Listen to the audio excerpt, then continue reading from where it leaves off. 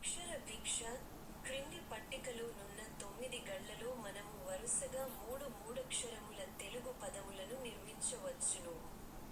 కాగా ఆ 3 పదముల చివరి 2 అక్షరములను మాత్రమే పట్టికలో ఇచ్చి మొదటి అక్షరమును ఖాళీగా ఉంచుట జరిగినది. ఖాళీలలో ఉండవలసిన ఆ మొదటి అక్షరములేమిటో పట్టికకు ఇరువైపులా ఉన్న తెలుగు మరియు ఇంగ్లీష్ పదముల ఆధారముల ద్వారా కనుగొని 2 నిముషములలోగా పూరించండి.